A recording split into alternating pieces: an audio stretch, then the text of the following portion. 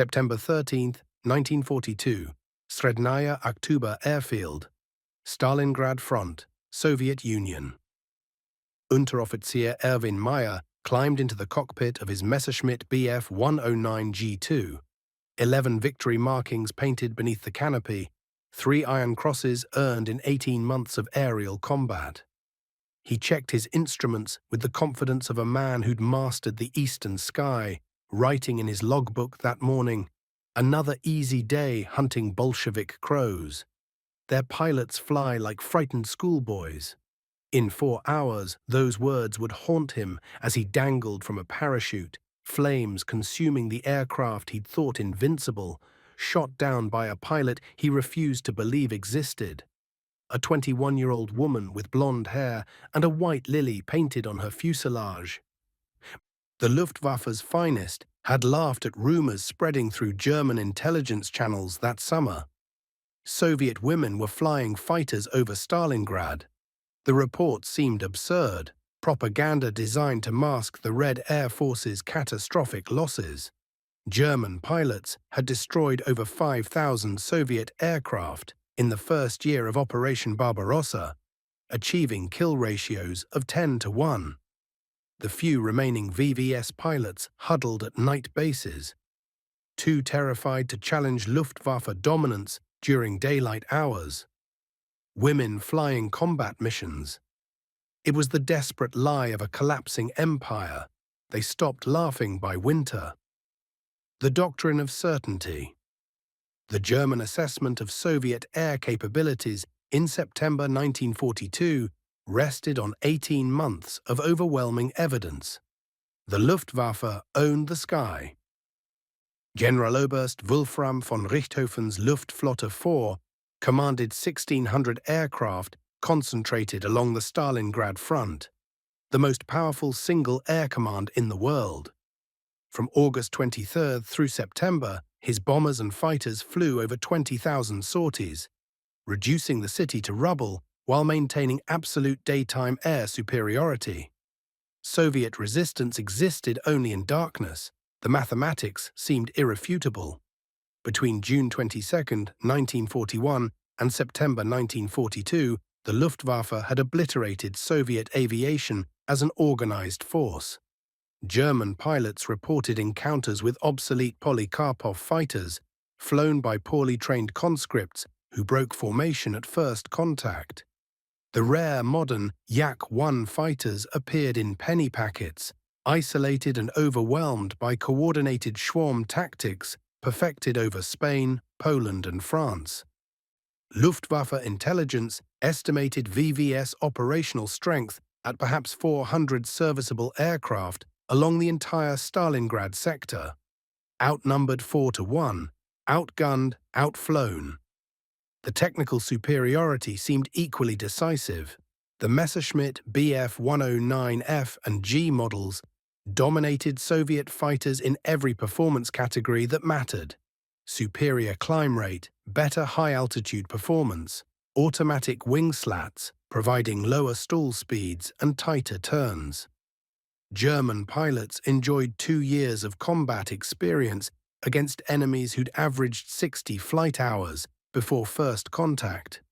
Experten like Major Günther Rahl and Hauptmann Gerhard Barkhorn accumulated victories in triple digits, their Bf 109s bearing kill markings that ran the length of the fuselage.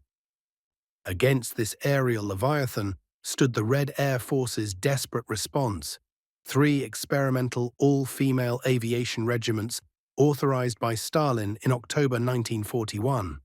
The 586th Fighter Aviation Regiment received 18 Yak-1 fighters and orders to defend Saratov from Luftwaffe bombing raids. German intelligence officers who intercepted Soviet radio traffic documenting female pilots dismissed the reports as confusion or Bolshevik theater.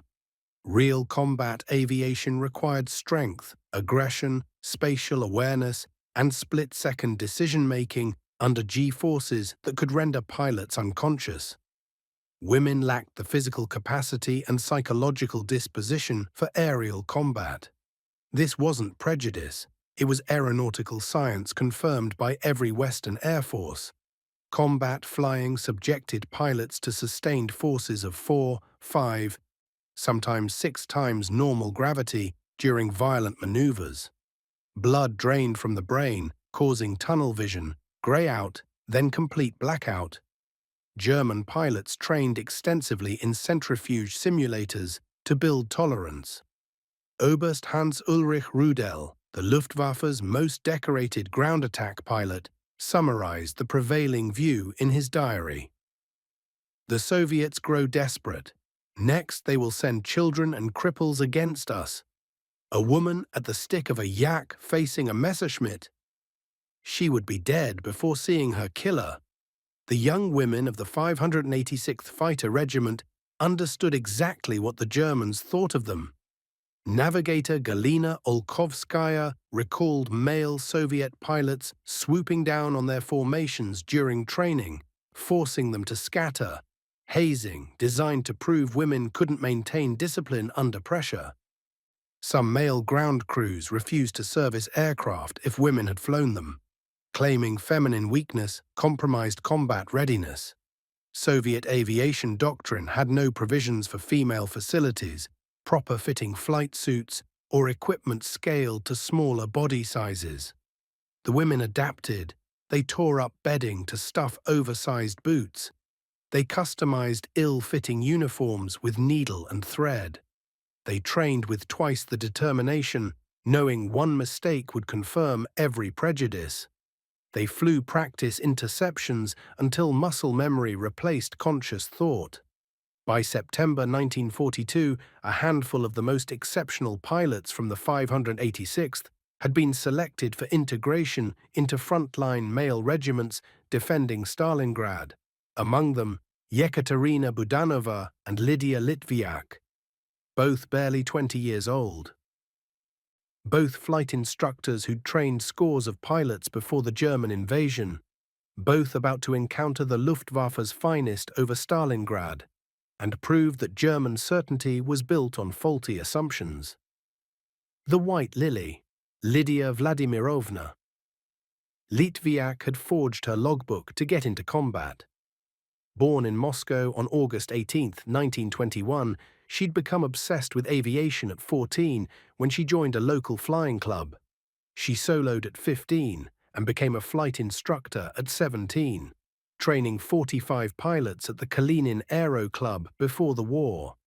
When Marina Raskova, the Soviet Union's legendary female aviator, known as the Soviet Amelia Earhart, formed the all-female aviation regiments, Litviak volunteered immediately.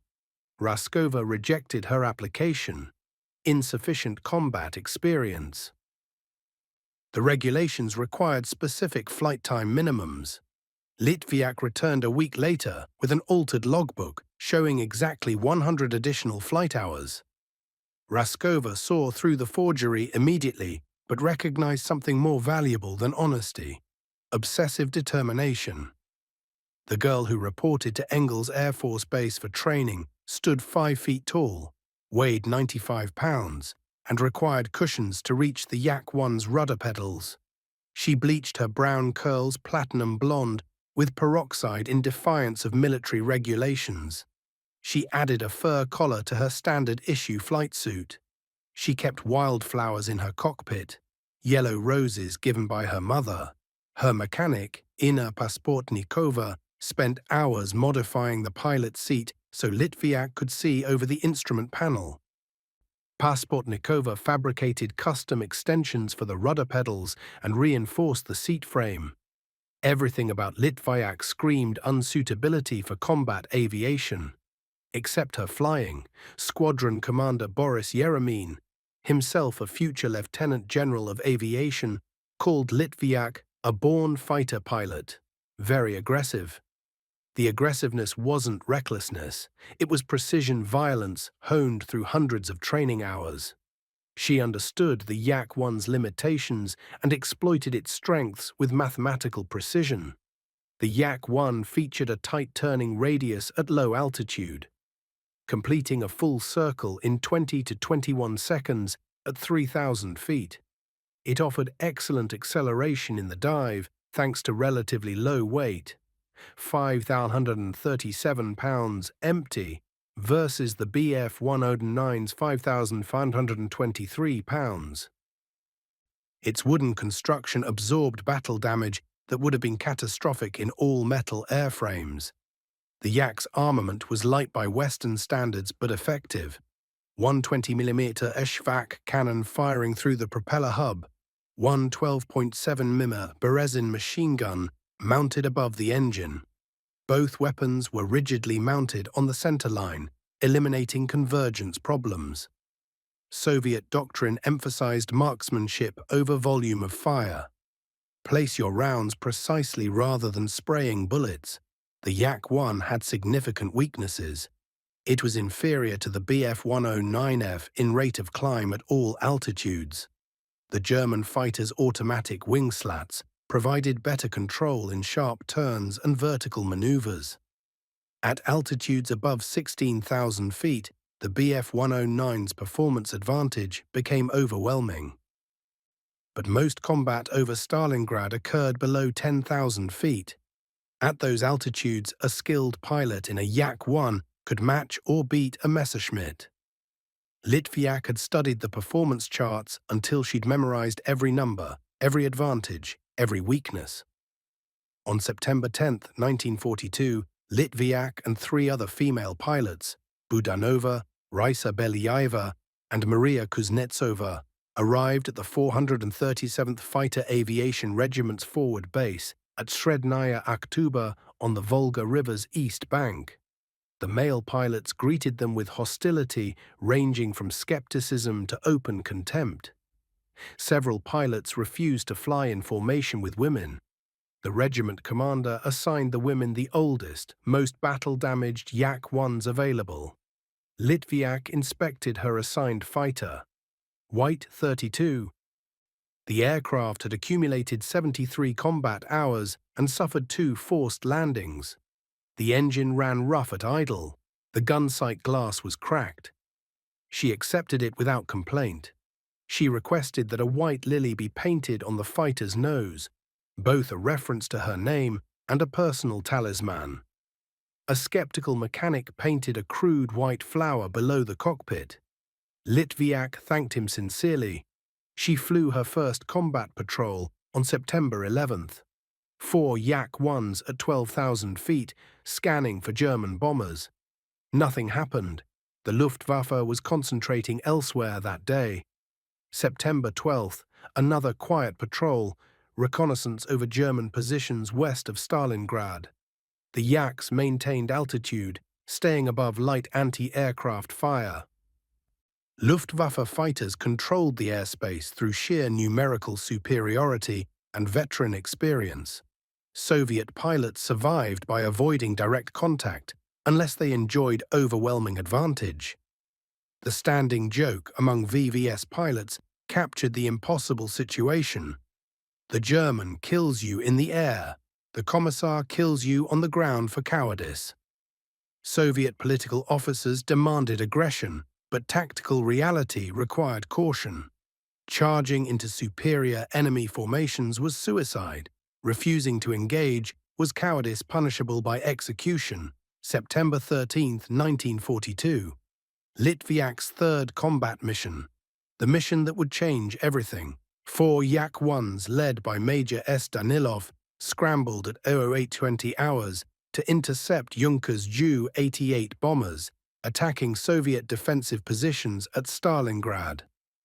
The formation climbed through morning haze, sunlight glinting off the Volga River below. At 8:47 hours, they spotted the Ju-88s at 12,000 feet, 6 twin-engine bombers in loose formation, and they saw the Messerschmitt Bf-109 escorts closing from above and behind. 4 fighters at 15,000 feet diving to engage. What happened next would become the most documented aerial combat involving a female pilot in history. September 13th, 1942. The Reckoning. Erwin Meyer saw the Soviet fighters climbing from his perch at 15,000 feet. 4 yaks in loose formation, exactly the undisciplined gaggle he'd learned to expect from Bolshevik pilots. No mutual support, no coordinated defensive positioning. Easy targets. He signaled his wingman with a hand gesture. Standard bounce from above and behind. Dive through the formation at maximum speed. Split them apart, isolate the straggler for the kill. The Bf-109's superior speed and climb rate made the tactic nearly foolproof. He'd executed it 37 times in the previous 6 months. He selected his target, the yak trailing Raisa Belyaeva's #1 aircraft. The Soviet pilot, call sign White 32, that ridiculous flower painted on the nose, flew straight and level. She appeared completely unaware of the Messerschmitt diving at 400 miles per hour from her 6 o'clock position. Perfect situation. Meyer armed his weapons, 2 7.9mm MG-17 machine guns in the cowling, 120mm MG-151 cannon firing through the propeller hub. He placed the illuminated gun sight reticle on the yak's engine cowling. At 300 meters, optimal firing range, he pressed the trigger. The yak snap-rolled left with shocking violence, killing its forward speed instantly. The Bf-109 screamed past, exactly as the Soviet pilot had intended. Meyer's rounds passed harmlessly through empty air. He'd been suckered. The Soviet pilot hadn't been unaware. She'd been watching him the entire time, waiting for him to commit. By killing forward velocity, she'd turned inside the faster Messerschmitt's turning radius. Meyer couldn't turn tightly enough at 400 miles per hour to track the suddenly slower target. As he flashed past, she reversed her turn and rolled wings level behind him. Meyer's combat report, captured after his forced landing, described what followed. Target aircraft executed immediate reversal, gaining my tail before I could recover airspeed. I attempted split S, but she stayed with me through the dive. Her shooting was extremely accurate. Litviak had been watching Meyer since he began his dive from 15,000 feet. She'd recognized the classic Luftwaffe bounce, the geometry of the attack, the dive angle, the probable firing solution. She'd continued flying straight, deliberately presenting herself as an easy target. The moment when the attacking pilot committed fully came at 400 meters. Litviak snap-rolled left and pulled hard, using the yak's superior low-speed handling to reverse inside the Messerschmitt's turn. As Meyer overshot, she was already rolling out behind him. She didn't spray bullets wildly. She fired 2 short, precise bursts, exactly as she'd been trained. Her first burst, 4 20mm rounds, shredded the Bf-109's cooling system. Glycol coolant sprayed back, blocking Meyer's vision. Her second burst, 3 20mm rounds and a dozen 12.7mm bullets, punched into the engine block. Meyer felt the Messerschmitt shudder as shells tore through aluminum. Temperature gauges spiked into the red zone. The Daimler-Benz engine coughed, seized. Flames licked back from the engine cowling, the cockpit filled with smoke. Meyer had seconds to decide, stay with the aircraft or bail out immediately. The flames made the decision for him. He jettisoned the canopy, which flipped backward in the slipstream and struck Litviak's propeller, damaging 2 inches off one blade. Litviak backed off, letting the damaged Messerschmitt fall away. Meyer released his harness and dove over the side at 8,000 feet. As his parachute deployed, he watched his Messerschmitt, victor in 11 previous engagements, tumble toward Earth, trailing black smoke. It impacted in a wheat field 3 kilometers west of the Volga, exploding on impact. Soviet infantry captured him within 20 minutes. His first words to his captors, "Take me to the pilot who shot me down." The request surprised the infantry lieutenant, but he arranged transport to Srednaya Akhtuba airfield. They brought Meyer to the base that afternoon. Litviak had landed an hour earlier, her yak showing vibration from the damaged propeller. Maya expected to meet a grizzled Soviet ace. Instead, the soldiers presented him to a short, blonde girl in an oversized flight suit. Barely out of her teens, she was eating sunflower seeds and laughing at something another pilot had said. She looked like a university student, not a combat pilot. Maya thought it was a joke, an elaborate humiliation tactic. This was obviously theater, pretend a woman had achieved what no woman could achieve. He refused to acknowledge her. Litviak's grin faded. She said something in Russian to the infantry lieutenant, who translated, "The pilot wishes to describe the engagement to you." Maya shook his head. Litviak shrugged, then began speaking in Russian, slow, clear sentences that the lieutenant translated. She described the engagement in perfect technical detail. She explained how she'd tracked his dive angle from 15,000 feet. She described how she'd calculated his likely firing solution based on his approach vector. She explained her defensive maneuver. Snap roll left, pulling 4 Gs, turning inside his radius. She described his overshoot trajectory, unable to follow because his excess speed prevented tight maneuvering. She explained her reversal, unloading Gs, rolling wings level behind him. She described her first burst pattern, leading the target by 1 aircraft length at 250 meters range. She told him about the second burst, 3 20mm and approximately 12.7mm rounds. She mentioned that his canopy had struck her propeller, showing him the damaged blade. She told him the exact altitude where he'd jettisoned his canopy, 7,800 meters, approximately 25,600 feet. Maya checked the details against his own memory. Every single fact matched exactly. The girl wasn't guessing, she wasn't reciting a prepared script. She was describing the combat from a pilot's perspective, someone who'd been there, executing maneuvers that should have been beyond her capability.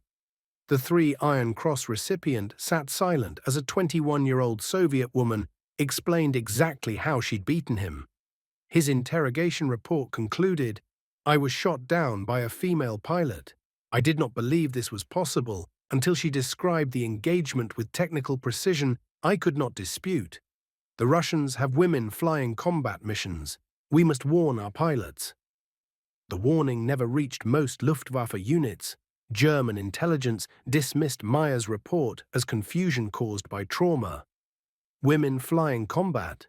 Impossible. Even if true, it was clearly an isolated experiment doomed to fail. But September 13, 1942 wasn't an isolated incident. It was the beginning of systematic destruction. The pattern emerges. While Erwin Maya rotated to a POW camp in Siberia, Lydia Litviak rotated back to combat operations. Her September 13th double kill, the Ju-88 she'd destroyed before engaging Maya, earned her immediate acceptance from male pilots who'd treated her with contempt days earlier. Squadron Commander Nikolai Baranov assigned her to the elite Free Hunter program. Pairs of experienced pilots operating independently, seeking targets without tactical constraints. Only aces received Free Hunter status. Litviak had achieved it on her 3rd combat mission. German records from September through October 1942 began documenting disturbing patterns. Luftwaffe pilots reported encounters with Yak-1s bearing white flower markings that fought with unusual aggression and skill. Oberleutnant Hans Fuss, a Knight's Cross holder with 71 victories, engaged a Yak-1 on September 14th during what should have been a routine kill. The Soviet fighter outturned his Bf 109 through 6 consecutive reversals, matching every maneuver, maintaining energy state. Fuss couldn't gain advantage despite superior experience and superior aircraft. The engagement lasted 4 minutes. Both pilots burned through their ammunition without achieving decisive hits. Fuss finally broke off when his fuel state became critical.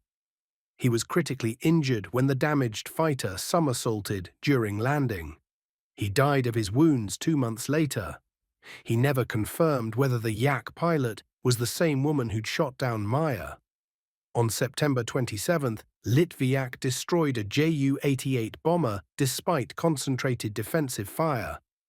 Her fighter took multiple hits but remained airworthy. Soviet engineers built the Yak to absorb punishment.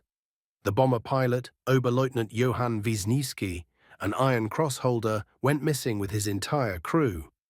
German search teams never found the wreckage.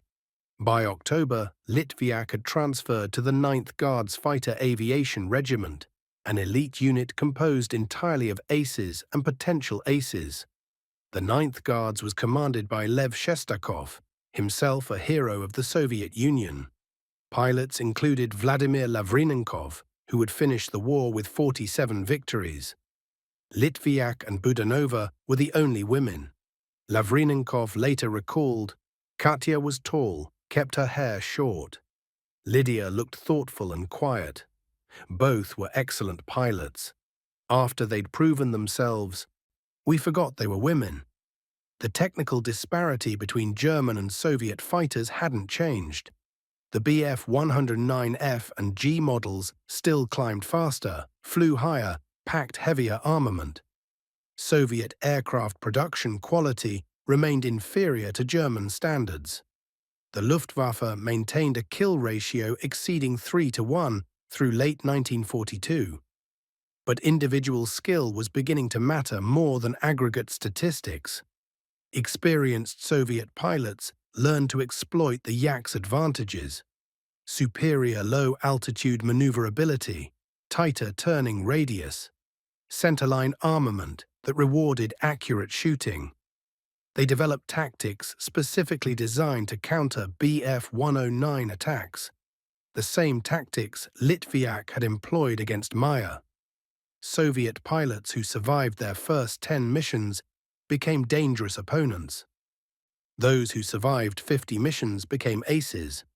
Litviak was accumulating experience at an extraordinary rate.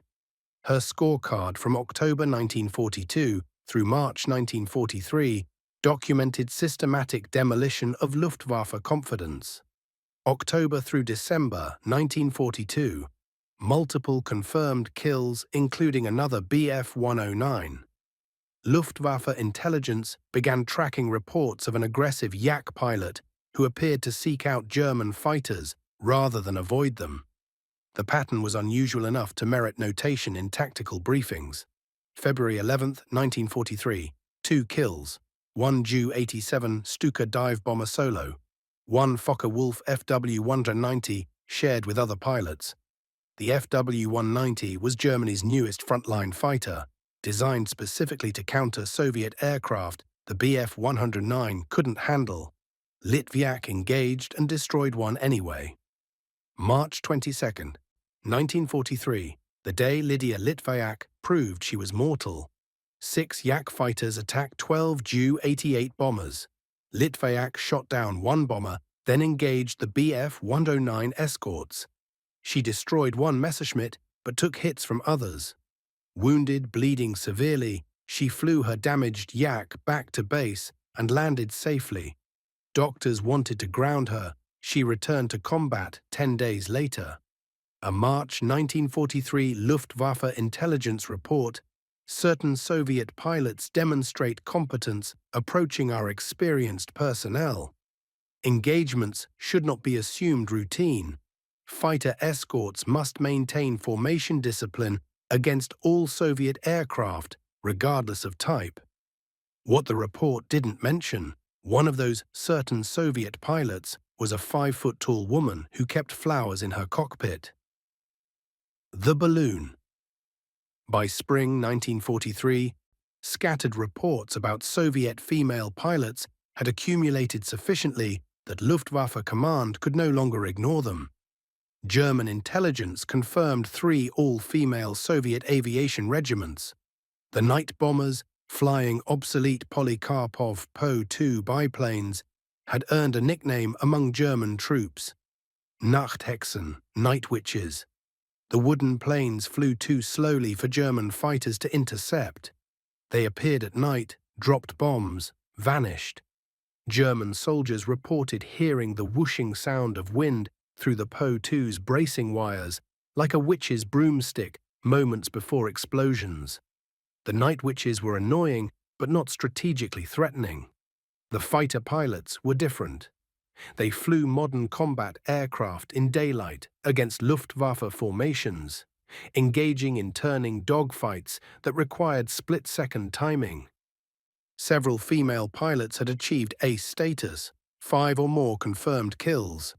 Luftwaffe doctors insisted women possessed insufficient muscle mass for sustained high-G maneuvering. They lacked the aggression necessary for kill or be killed decisions. Soviet success must indicate either fraudulent overclaiming or extremely favorable conditions. Then came May 31, 1943. German artillery observers used tethered hydrogen balloons to direct fire on Soviet positions near Rostov-on-Don. The balloons floated at 3,000 feet, protected by concentrated anti-aircraft batteries. Multiple VVS pilots had attempted to destroy the balloons. All had been driven off by defensive fire. The observers remained aloft, calling down artillery strikes that shredded Soviet infantry. The 62nd Rifle Division reported taking 40% casualties in one day. Soviet ground commanders demanded the balloons be destroyed at any cost. Lydia Litviak volunteered for the mission. Her squadron commander, Captain Nikolai Baranov, refused authorization. Too dangerous, mission success improbable, aircraft losses near certain. Litviak insisted. She described her tactical approach in detail: wide flanking maneuver deep into German-held territory, swinging west for 30 kilometers. Approach from behind the balloon using the rising sun for concealment. Single high-speed attack, run at maximum velocity, minimum exposure time, egress before anti-aircraft crews could react effectively. She explained the geometry. Approach at 100 feet altitude, using terrain masking to avoid detection. Pull up sharply at 2,000 meters from target. Climb to attack altitude in 20 seconds. Fire a 3-second burst, then dive back to 100 feet and egress at maximum speed. Total exposure to anti-aircraft fire, approximately 30 seconds. Baranov reviewed her plan, found it sound tactically, and reluctantly authorized the mission.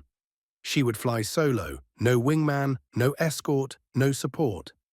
She took off at dawn on May 31, 1943. The approach went exactly as planned. She flew west at 100 feet altitude, following a ravine below German radar coverage. 30 kilometers west, she turned north, then northeast. She climbed to 500 feet to acquire visual contact, spotting the balloon floating peacefully at 3,000 feet. She descended back to 100 feet and began her attack run. At 2,000 meters from target, she pulled back hard, 4 Gs, the yak's nose climbing vertically. German observers spotted her approach, a Soviet fighter appearing from behind climbing rapidly. They shouted warnings to anti-aircraft batteries below, but Litviak had calculated the timing precisely. Flak crews swung their weapons toward the approaching threat. The flak batteries opened fire at 18 seconds, 20mm cannons sending tracers toward the climbing yak. Litviak ignored them, maintaining her climb. At 200 meters range, close enough to guarantee hits, she pressed the trigger. Her 20mm cannon fired a 3-second burst. 18 rounds. 15 rounds hit the balloon's fabric envelope. The incendiary compound ignited the hydrogen gas. The balloon exploded into a fireball visible for miles, a sphere of orange flame expanding as hydrogen burned. The German artillery observer, Unteroffizier Klaus Becker, died instantly in the initial fireball. Litviak didn't watch the explosion. She pushed the stick forward hard, diving away. She dove through the expanding debris cloud at 400 miles per hour. Anti-aircraft fire chased her down. 80mm flak bursts, creating black flowers of explosive force. She leveled off at 100 feet and raced eastward at maximum speed. She crossed back into Soviet-controlled territory 4 minutes after destroying the balloon. Her yak showed no battle damage, not one hit. The mission success report documented the engagement with clinical precision. Senior Lieutenant Litviak destroyed heavily defended enemy observation balloon using unorthodox approach vector and precise timing. Mission executed with 0 friendly casualties, 0 aircraft damage, 100% target destruction. The German death report included witness testimony. Aircraft approached from unexpected vector. Pilot demonstrated exceptional situational awareness and tactical planning. Attack competence suggests elite Soviet pilot, sex of pilot unknown. But by evening, German intelligence had identified the attacking pilot, Senior Lieutenant Lydia Litviak. A woman, Litviak received the Order of the Red Banner, one of the Soviet Union's highest military decorations. On June 13, 1943, she was promoted to flight commander of the 3rd Aviation Squadron within the 73rd Guards Fighter Aviation Regiment. At 21 years old, she commanded a squadron of combat pilots in an elite Guards unit. The promotion was based entirely on merit: 12 confirmed solo kills, multiple shared victories, consistent tactical success. German intelligence finally acknowledged reality in a June 1943 assessment. Soviet aviation includes female pilots operating at competence levels comparable to experienced Luftwaffe personnel. Units should be briefed accordingly. Female pilots should be engaged using standard combat protocols. No tactical assumptions should be made based on pilot sex. But awareness doesn't equal acceptance. Most Luftwaffe pilots never received the briefing. Those who did dismissed it as bureaucratic nonsense. July 1943 would teach them differently. Kursk, the Crucible. The Battle of Kursk, Operation Citadel from the German perspective, represented Hitler's last attempt to seize strategic initiative on the Eastern Front. Nearly 1 million German troops, 2,700 tanks, and 2,000 aircraft concentrated for a massive pincer offensive. The Luftwaffe committed its best units, newest equipment, and most experienced pilots. Victory seemed inevitable. The attack began July 5, 1943. Within 48 hours, German commanders realized they'd driven into a prepared killing zone. Soviet defenses were deeper, more sophisticated, and better coordinated than any previous engagement. The Red Air Force challenged Luftwaffe formations with unprecedented aggression. German pilots who'd grown accustomed to Soviet pilots fleeing combat suddenly faced coordinated attacks by determined opponents, flying improved Yak-9 and La-5 fighters. The VVS contested air superiority over every square kilometer of contested ground. Lydia Litviak flew multiple sorties daily throughout July. On July 16, 6 Yaks intercepted 30 Ju-88 bombers escorted by 6 Bf-109s, 5-to-1 odds favoring the Germans. Litviak shot down 1 bomber and shared credit for destroying a second. Bf-109s counterattacked, damaging her aircraft severely enough to force an emergency landing. She was wounded but refused medical evacuation. She flew again the next day. July 19th, Litviak shot down a Bf-109, possibly piloted by Unteroffizier Helmuth Schirra, a 6 victory ace who went missing in the Luhansk area. German records confirm a Bf-109 lost that day but couldn't identify the attacking pilot. 2 days later, July 21st, she destroyed another Bf-109, probably flown by Lieutenant Hermann Schuster, an Iron Cross holder and 28 victory experte. Schuster was killed near Pervomaisk. His wingman reported he'd been engaged by multiple yaks and shot down during a turning dogfight. The engaging pilot's identity, unknown. The pattern repeated across the Kursk battlefield. Experienced German pilots, men with 20, 30, 50 kills, encountered Soviet fighters that refused to die easily. Kill ratios that had averaged 6 or 8 to 1 in 1941 dropped to 3 to 1, then 2 to 1 in 1943. The Soviets were learning. They'd reorganized their aviation units, adopted German swarm tactics, improved radio communications, and promoted aggressive pilots regardless of sex. Luftwaffe-Experten still dominated Soviet skies statistically. Pilots like Erich Hartmann would finish the war with 352 confirmed kills. But aggregate statistics masked tactical reality. Even the best German pilots now faced opponents who could kill them. The Eastern Front was no longer a shooting gallery. It had become a meat grinder. Lydia Litviak understood this better than most. She'd lost friends. She'd been wounded twice. Her lover, Captain Alexei Solomatin, had died in May when he crashed during an unnecessary aerobatic maneuver while landing, showboating that killed him. Her best friend, Yekaterina Budanova, was shot down and killed on July 19th by either Georg Schwintek of JG-52 or Emil Bitch of JG-3. Budanova's death devastated Litviak.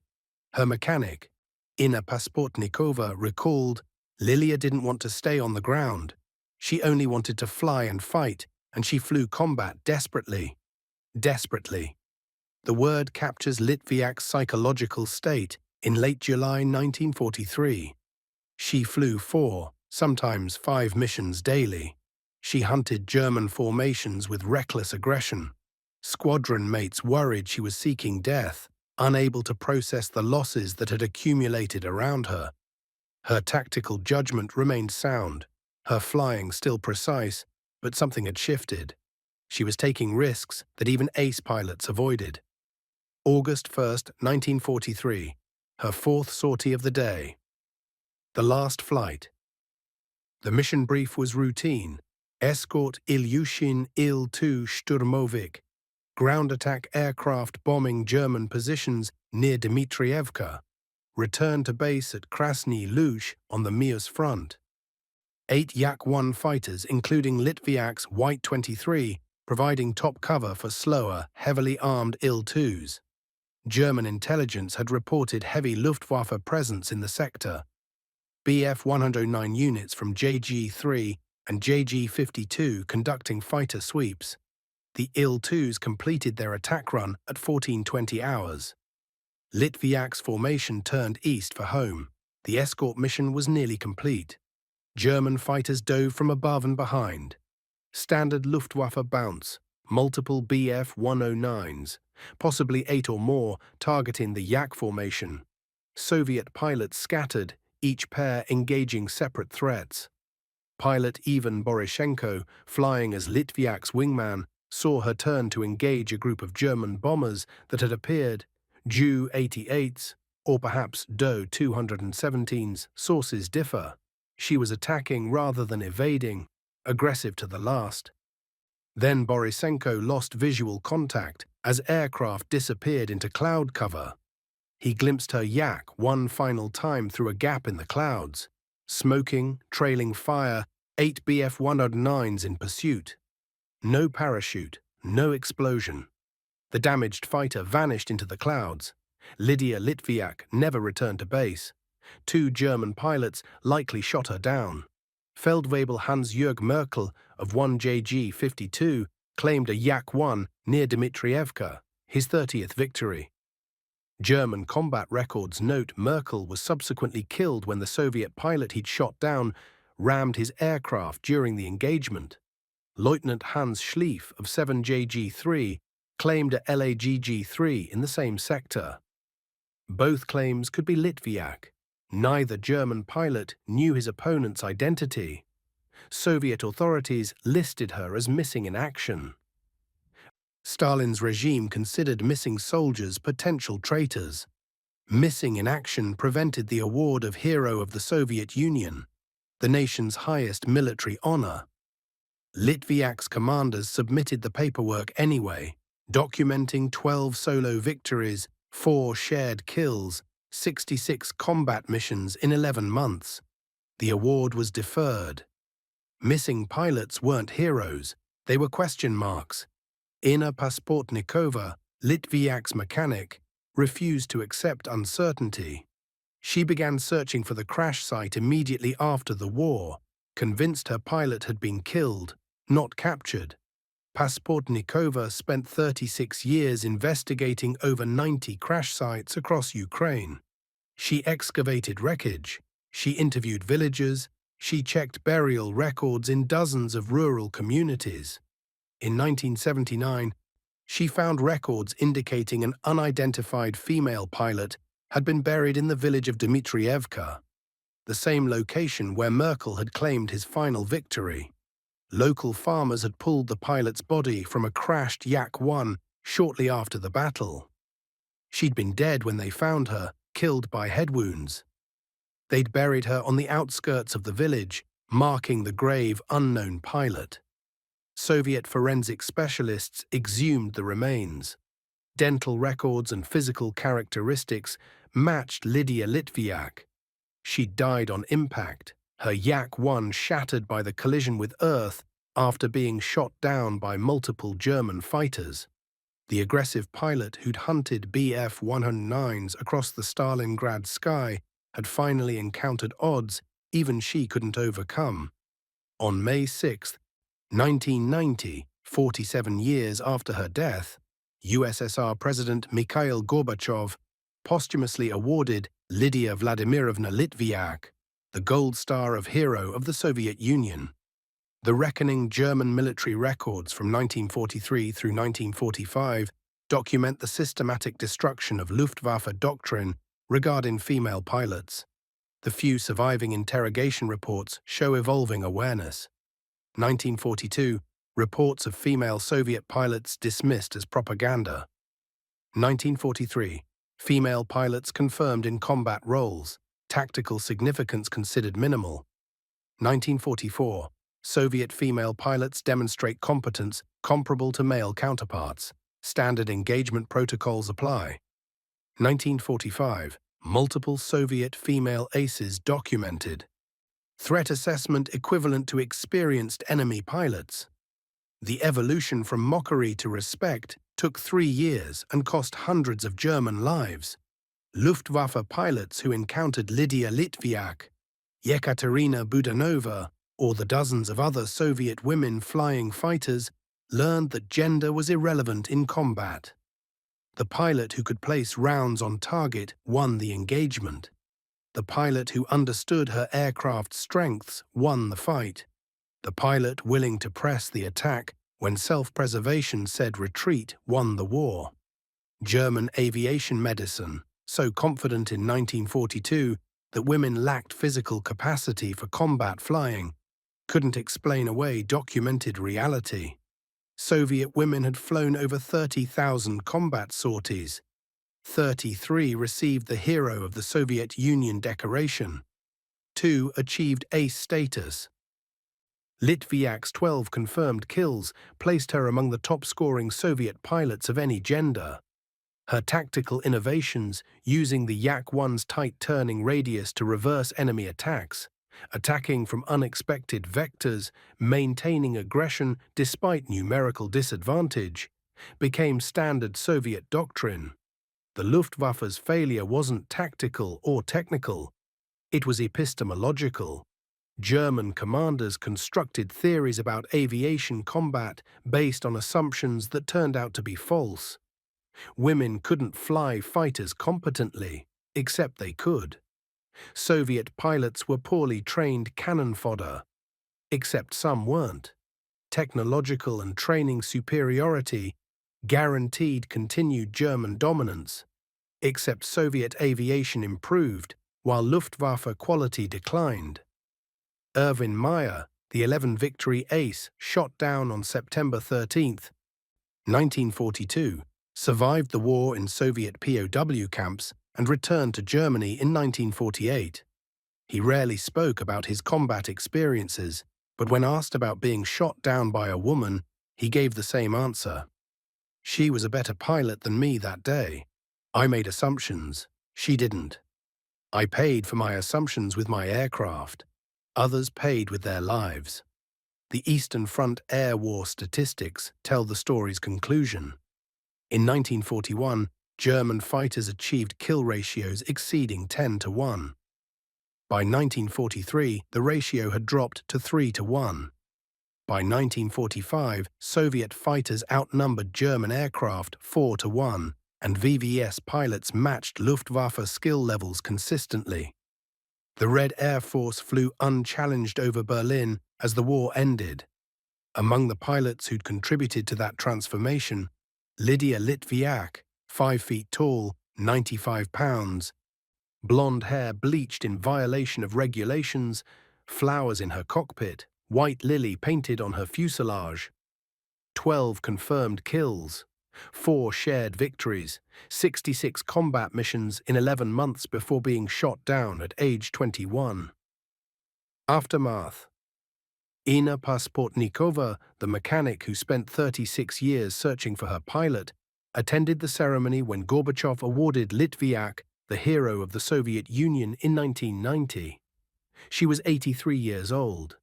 When asked why she'd devoted decades to finding one pilot's remains among thousands of war dead, she responded, "Lilia said women could do anything men could do. The world didn't believe her. I wanted to prove she was right." The debate about female combat pilots ended in the Soviet Union in 1943. It continued in other nations for decades. The United States military didn't assign women to combat aviation roles until the 1990s. Multiple air forces still restrict female pilots from fighter assignments. The arguments against remain largely unchanged from 1942. Concerns about physical capacity, questions about psychological suitability, doubts about unit cohesion. Lydia Litviak's combat record suggests those concerns were always more about institutional prejudice than objective assessment. She flew the same aircraft, faced the same enemy, died the same death as male pilots. Her success wasn't anomalous. The Soviet Union produced multiple female aces and decorated dozens of female pilots for combat excellence. The only relevant question in aerial combat wasn't gender, it was competence. German pilots learned that lesson over Stalingrad in September 1942. Erwin Meyer learned it when a blonde girl half his size explained exactly how she'd shot him down. The Luftwaffe learned it through 3 years of casualties inflicted by pilots they'd assumed couldn't exist. The final accounting. Approximately 1,000 Soviet women flew combat missions during World War II. 30 died in action. 23 became heroes of the Soviet Union.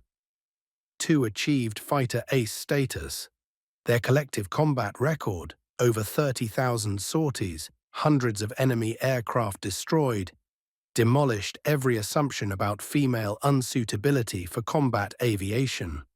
Lydia Litviak, call sign White Lily, proved that capability mattered more than gender, that determination could overcome institutional prejudice, and that a woman at the controls of a Yak-1 was exactly as dangerous as any male pilot flying the same aircraft. The Germans laughed at rumors of Soviet female pilots in 1942. By 1943, they'd stopped laughing. By 1945, the laughter had turned to respect, earned through blood and fire in the contested sky above the Eastern Front. Litviak's final diary entry, written the night before her last mission. "I have completed 66 combat sorties. I have destroyed 12 enemy aircraft. I am not afraid of death. I fly for those who cannot fly, for those the fascists have taken from us. If I die tomorrow, I die knowing I did everything I could." She flew her 66th mission on August 1, 1943. 8 Bf-109s pursued her damaged Yak through cloud cover above Dmitrievka. she never returned. Her grave lay unmarked for 36 years. Her nation finally honored her in 1990. Her legend endures as testimony to what dedication and skill can achieve against impossible odds. They laughed at a woman pilot until she shot down a German ace. Then they stopped laughing and started dying.